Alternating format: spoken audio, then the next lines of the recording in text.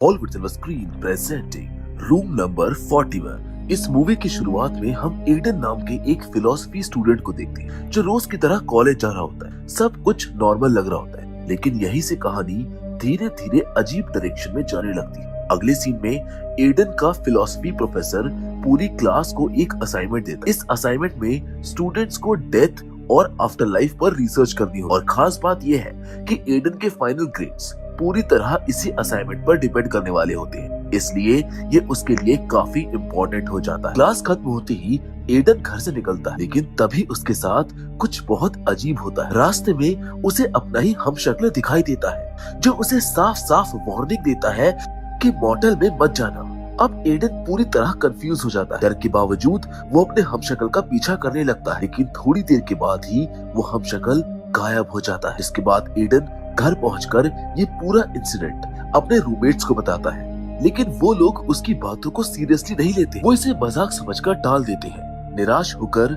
Aiden अब सीधे अपनी दादी से मिलने जाता है, जो उस वक्त अस्पताल में एडमिट होती है। वहाँ जाकर वो उनसे पूछता है कि क्या उनकी फैमिली कभी किसी तरह की मेंटल इलनेस रही है। इस पर उसकी दादी साफ साफ मना कर देती है। एडन को देखकर उसकी दादी अपने हस्बैंड यानी एडन के दादा को याद करने लगती है। वो बताती है कि एडन के दादा एक तालाब से गोल्फ बॉल निकालने के चक्कर में डूब गए और वहीं उनकी मौत हो गई थी। इसी बीच एडन के फोन पर एक स्ट्रेंज कॉल आता है। सामने वाला आदमी उससे उसका मिडिल नेम पूछता है। अब जैसे ही एडन जवाब देता है, कॉल अचानक से कट हो जाता है। अब ये कॉल काफी इम्पोर्टेंट है, इसीलिए इसको जरूर याद रखिएगा। अगले सीन में एडन वही करता है जो उसको पहले कहा गया था।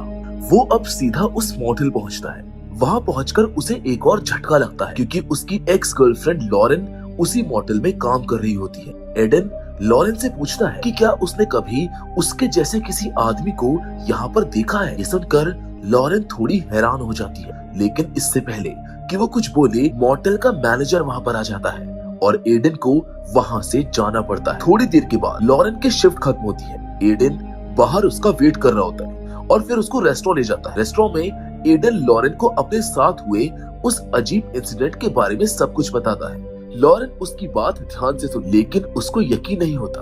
उल्टा वो एडन की मेंटल हेल्थ को लेकर चिंता जताने लगती है। उसी वक्त रेस्टोरेंट के किचन में किसी भारी चीज के गिरने की तेज आवाज आती है। ये आवाज लॉरेन और एडन दोनों को डरा देती है। वेल, इस साउंड की असली वजह हमें आगे स्टोरी में पता चलेगी। इसके बाद दोनों रेस्टोरेंट से बाहर निकलते हैं। एडन लॉरेन को घर तक छोड़ने के लिए लिफ्ट ऑफर कर। रास्ते में बात करते करते एडन का ध्यान भटक जाता है। लॉरेन स्टीयरिंग संभालने की कोशिश करती है, लेकिन तभी कार एक्सीडेंट का शिकार हो जाती है। इस एक्सीडेंट में लॉरेन की मौत हो जाती है। अब सीन सीधा अस्पताल में शिफ्ट होता है, जहाँ पर घायल एडन से मिलने दो एजेंट्स आते हैं। वो एडन को बताते हैं कि लॉरेन के फैमिली ने उस पर लॉरेन के मर्डर का आरोप लगाया। ये एजेंट्स एडन को वार्निंग देते हैं कि वो अगले 3 दिनों तक अस्पताल से बाहर नहीं जा पाएगा। हॉस्पिटल में एडन के पास वाले बेड पर एक अजीब सा आदमी लेटा होता है। वो आदमी एडन से फिर से कहता है कि उसे वापस उसी मॉडल जाना होगा। वो बताता है कि एडन को उसके सारे सवालों के जवाब मॉडल के रूम नंबर 41 के बाथरूम में मिलेंगे।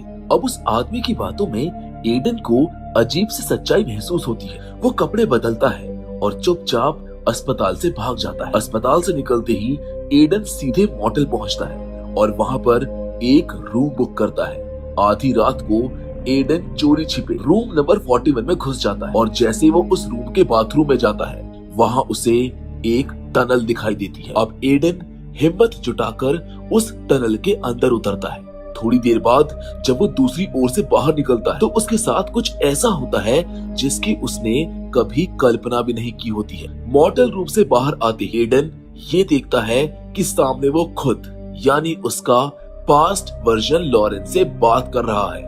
यहीं से एडन को ये पूरा सीन समझ में आ जाता है। उसे रियलाइज होता है कि टनल से गुजरते ही वो पास्ट में आ चुका है और ये उसका पहला टाइम ट्रैवल था। और अब वो चुपचाप पास्ट वाले एडन और लॉरेन का पीछा करने लगता है। उधर रेस्टोरेंट में ये टाइम ट्रैवलर एडन अचानक से अपने ही फिलोसफी प्रोफेसर से टकरा जाता है। अब उनसे बचने के चक्कर में उसकी एक वेटर से टक्कर हो जाती है। उसके हाथ से सारी प्लेट्स नीचे गिर जाती है और यहीं पर एक बड़ा रिवील होता है। यही वो शोर था जिससे उस रात पास्ट वाले एडन और लॉरेन डर गए थे। यानी टाइम ट्रैवलर एडन अननोइंगली अपने ही पास्ट को अफेक्ट कर रहा था। अब सीन उसी कॉन्वर्सेशन की तरफ जाता है जहाँ पर लॉरेन एडन से उसकी दादी के बारे में पूछती है। एडन वही जवाब देता है जो उसने पहले दिया था कि उसकी दादी ठीक है और लॉरेन को अक्सर याद करती है। सब कुछ ऑलमोस्ट सेम रिपीट हो रहा है, जिसके बाद वो दोनों फिर से मॉर्टल से निकलते हैं और कार में बैठ जाते हैं। इधर टाइम ट्रेवलर एडन एक्सीडेंट रोकने के इंटेंशन से बीच सड़क पर आ जाता है। लॉरेन उसको बचाने के लिए स्टीयरिंग घुमा देती है और उसी मोमेंट कार पलट जाती है। यानी जिस एक्सीडेंट में लॉरेन की मौत हुई थी उसकी वजह भी कोई और नहीं बल्कि खुद एडन ही था। ये रियलाइजेशन एडन को अंदर तक हिला देता है। अब वो इस पेनफुल ट्रुथ को एक्सेप्ट करने की कोशिश करता है कि उसी की वजह से ये ट्रेजेडी हुई है। घबरा कर एडन वापस मॉर्टल पहुंचता है। वहां जाकर वो देखता है कि रूम नंबर 41 में वही अजीब आदमी सुसाइड कर चुका है। एडन तुरंत एम्बुलेंस को कॉल करता है और फिर बिना टाइम वेस्ट किए बाथरूम वाले टनल से एक और बार टाइम ट्रैवल करता है। टनल से निकलते ही एडन सीधा अपने घर पहुंचता है। वहां पर वो अपने रूममेट्स को पूरी सच्चाई बता देता है, लेकिन हमेशा की तरह वो लोग उसकी बातों पर यकीन नहीं करते। अपने सच को प्रूव करने के लिए एडन अपने एक रूममेट से कहता है कि वो उसको कॉल करे। अब जैसे ही कॉल किया जाता है वो टाइम ट्रैवलर एडन के पास नहीं बल्कि उसी टाइमलाइन वाले एडन के पास पहुंचता है जो उस वक्त अपनी दादी के साथ अस्पताल में था। अब एडन को समझ आ जाता है कि अस्पताल में जो मिस्टीरियस कॉल आया था वो दरअसल यही कॉल था। उस कॉल में एडन का दोस्त ये कंफर्म करता है कि उनके सामने बैठा एडन सच बोल रहा है। इतना सब होने के बावजूद भी एडन के रूममेट्स कन्विंस नहीं होते हैं। इसके बाद एडन एक आखिरी कोशिश करता है। वो सीधा एक्सीडेंट वाली जगह पर पहुंचता है ताकि इस बार वो इस ट्रेजेडी को रोक सके। यहाँ पर वो झाड़ियों में छुपकर 3 वर्जन्स देखता है। एक एडन जो कार चला रहा होता है, दूसरा जिसकी वजह से एक्सीडेंट हुआ और तीसरा वो खुद। झाड़ियों से निकलकर एडन पिछले टाइम जब वाले एडन पर हमला कर देता है। वो उसको मार मार कर बेहोश कर देता है। उसका लॉजिक साफ है कि वो इस एडन को हटा देगा और एक्सीडेंट नहीं होगा, लेकिन इसके बावजूद भी एक्सीडेंट नहीं रुकता। अब यहाँ पर ये फिल्म इस चीज को क्लियर तो नहीं करती है, लेकिन हम ये अज्यूम कर सकते हैं कि जब एडन दूसरे वाले एडन के कांटेक्ट में आया होगा तो ड्राइविंग वाले एडन का ब्रेन मोमेंटरीली शट डाउन हो गया होगा और कार पलट गई हो। इस एक्सीडेंट के बाद सेकंड टाइम जब वाला एडन लॉरेन की बॉडी को लेकर वापस मॉर्टल पहुंचता है। वो लॉरेन की बॉडी के साथ टनल में उतरता है, लेकिन जब दूसरी ओर वो निकलता है तो लॉरेन की बॉडी गायब हो चुकी होती है। इससे एडन को समझ आ जाता है कि ये टनल या फिर वॉर्म होल सिर्फ जिंदा लोगों को ही टाइम ट्रेवल करवा सकता है। ये रियलाइज होते ही एडन पूरी तरह टूट जाता है। तभी उसे अपने फिलोसफी प्रोफेसर याद आते। वो अपनी प्रॉब्लम लेकर सीधा उनके पास जाता है। वहाँ पर एडन उनसे कहता है कि वो एक टाइम ट्रेवल नॉवल लिख रहा है और उसे उनकी मदद चाहिए। वो प्रोफेसर को एक स्टोरी सुनाता है कि कैसे एक आदमी बार बार पास्ट में जाकर एक ट्रेजेडी रोकने की कोशिश कर रहा है और हर बार वो फेल हो जाता है। ये सुनते ही एडन के सारे प्रोफेसर्स काफी एक्साइटेड हो जाते हैं। अब वो सब मिलकर एडन को पैरेलल यूनिवर्स का कॉन्सेप्ट समझाने लगते हैं। उनके हिसाब से जब भी कोई इंसान टाइम ट्रैवल करके पास्ट में जाता है तो वो अपने ओरिजिनल पास्ट को नहीं बदलता बल्कि एक ऑल्टरनेट रियलिटी बना लेता है, यानी कि एक नया पैरेलल यूनिवर्स क्रिएट कर देता है। इस थ्योरी के मुताबिक हर एक टाइम जंप के साथ एक नई टाइमलाइन बनती जाती है और हर टाइमलाइन में उस टाइम ट्रैवलर के ऑल्टरनेट वर्जन्स पहले से ही मौजूद होते। प्रोफेसर्स साफ साफ एडन को बताते हैं कि कोई भी इंसान अपना खुद का पास्ट नहीं बदल सकता, लेकिन वो अपने ऑल्टरनेट वर्जन के पास्ट को जरूर बदल सकता है। अब यहीं से एडन को एक बड़ा रियलाइजेशन होता है। उसको समझ आ जाता है कि उसने अब तक जो कुछ भी देखा, दूसरे एडेंट्स, बार बार वही एक्सीडेंट, ये सब कोई कोइंसिडेंस नहीं था। एडन को अब पूरा यकीन हो जाता है कि वो एक पैरेलल यूनिवर्स में फंस चुका है। उसे ये भी समझ में आ जाता है कि उसका पास्ट वर्जन उसे मॉर्टल ना जाने की वार्निंग क्यों दे रहा था। वो वाला एडन भी उसी एक्सीडेंट को रोकने की कोशिश कर रहा था, बिल्कुल उसी की तरह। अब काफी देर प्रोफेसर से डिस्कशन करने के बाद एडन बाहर निकलने लगता है। तभी जाते जाते उसका फिलोसफी प्रोफेसर उसे एक इम्पोर्टेंट क्लू देता है। वो कहता है कि अगर एडन अपने नॉवेल के कैरेक्टर्स का पास्ट बदलना चाहता है तो उसे उस कैरेक्टर की लाइफ के किसी बड़े इवेंट को ऑल्टर करना होगा। प्रोफेसर के मुताबिक यही एक तरीका है जिससे पास्ट चेंज किया जा सकता है। इसके बाद एडन वहाँ से निकलकर एक ग्रोसरी स्टोर पहुँचता है, लेकिन यही पुलिस उसे स्पॉट कर लेती है और अरेस्ट कर लेती है, क्योंकि उसे पहले से ही अस्पताल छोड़कर ना जाने की वार्निंग दी गई। इंटरोगेशन के दौरान एडन पुलिस से कहता है कि वो एडन नहीं है जिसको वो लोग ढूंढ रहे हैं। जब एजेंट्स उस पर लॉरेन के मर्डर का आरोप लगाते हैं तो एडन साफ कहता है कि वो उसे मारने नहीं बल्कि बचाने की कोशिश कर रहा था। अब एडन वहाँ पर मौजूद सब लोगों को अपने टाइम ट्रेवल और पैरेलल यूनिवर्स की पूरी कहानी बता देता है। ये सुनकर एक ऑफिसर ताना मारते हुए उसको कहता है कि अगर वो सच में टाइम ट्रैवलर है तो पास्ट में जाकर खुद को बचा क्यों नहीं लेता। और तभी जैसे यूनिवर्स ने खुद उसको हिंट दे दिया हो, फ्यूचर से एडन का एक वर्जन वहाँ पर आता है। इस एडन को बचाने के लिए पुलिस अब सिचुएशन को कंट्रोल करने के लिए इस एडन को एक पोल से बांध देती है और फ्यूचर वाले एडन को ढूंढने लगती है। इसी बीच एडन की नजर पास रखे डस्टबिन पर जाती है, जहाँ उसे एक हैक्सॉ यानी कि आरी मिल जाती है। एडन इसी आरी से अपनी हथकड़ियां काटकर वहाँ से भाग निकलता है। काफी देर तक पुलिस को चकमा देने के बाद एडन भागते भागते एक छोटे से केबिन में छुप जाता है। वहाँ पर उसे एक और आरी मिलती है। अब वो इस दूसरी आरी से अपनी बाकी हथकड़ी भी काट लेता है। इसके बाद एडन वही आरी लेकर एक और टाइम जंप करता है और पास्ट में जाकर उसे उसी डस्टबिन के पास फेंक देता है जहाँ से उसने पहली बार वो आरी उठाई। यानी अपने एस्केप का रास्ता एडन ने खुद ही पहले से प्लान कर रखा था। यहाँ से एडन सीधे ओलंपिया होटल पहुँचता है। वहाँ पर वो फिर से उसी अजीब आदमी को देखता है, लेकिन इस बार वो बिल्कुल नॉर्मल है। ना कोई पागलपन और ना ही कोई अजीब बिहेवियर, बल्कि इस बार वो एक महंगे सूट में नजर आता है। जब एडन उससे बात करता है तो उसको पता चलता है कि इस यूनिवर्स में वो आदमी कोई पागल नहीं बल्कि एक सक्सेसफुल लॉयर है। यही एडन को समझ आ जाता है कि टाइम ट्रेवल कभी कभी पूरी टाइमलाइन ही बदल देता है।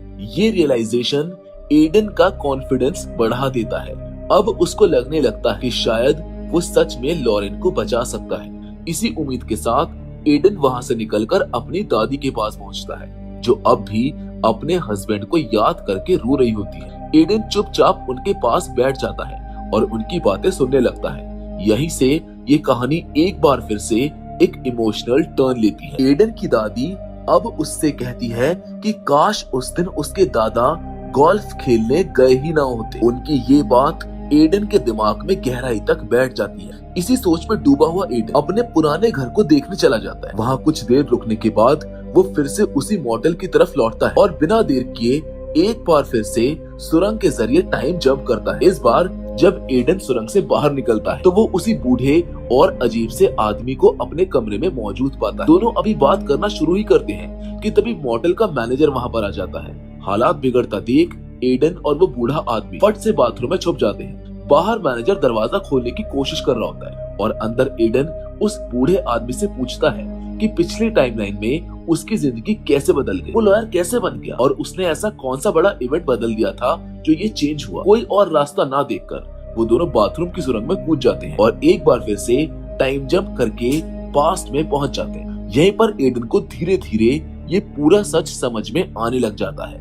उसे एहसास हो जाता है कि अगर उसको लॉरेन को बचाना है तो उसे अपनी जिंदगी के किसी बड़े और अहम इवेंट को बदलना होगा। इसी रियलाइजेशन के साथ एडन एक बड़ा फैसला लेता है। वो तय करता है कि वो अपने दादा को बचाएगा। इसके बाद एडन बार बार सुरंग में जाता है और बाहर आता है।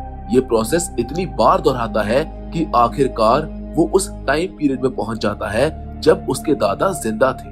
इस एक मौके तक पहुंचने के लिए एडन को हजारों बार टाइम जंप करना पड़ता है। अब एडन रास्ते में लिफ्ट लेने के बहाने अपने दादा के साथ उनके घर पहुंच जाता है। यहाँ वो अपनी दादी को भी देखता है जो उस वक्त काफी यंग थी। थोड़ी देर बातचीत करने के बाद एडन जाते जाते अपने दादा को एक छोटा सा गिफ्ट देता है और उनसे कहता है कि इसे अगले दिन खोल। अगले दिन सब कुछ वैसा ही होता है जैसा पहले हुआ था। एडन के दादा गोल्फ खेलने जाते हैं और उनकी गोल्फ बॉल पानी में गिर जाती है। वो पानी में उतरने ही वाले होते हैं कि तभी उन्हें अपनी जेब में कुछ महसूस होता है। उसे बाहर निकालने पर वो देखते हैं कि ये तो वही गिफ्ट है जो उनको एडन ने दिया था और जब वो उसको खेलते हैं तो अंदर एक गोल्फ बॉल होती है, जिसको देखकर उसके दादा पानी में उतरने का प्लान छोड़ देते हैं और उसी नई बॉल से खेलने लगते हैं। इस तरह उनकी जान बच जाती है। अब सीन वापस प्रेजेंट में शिफ्ट होता है। अस्पताल में एडन की दादी बेहोशी की हालत में होती है, लेकिन इस बार